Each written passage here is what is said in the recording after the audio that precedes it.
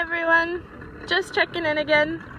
Did a solid hour of paddling and both islands are looking quite small.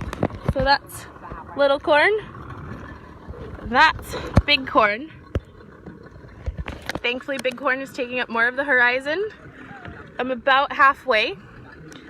My supply boat and support boat is right there. They're fishing. They haven't caught anything yet.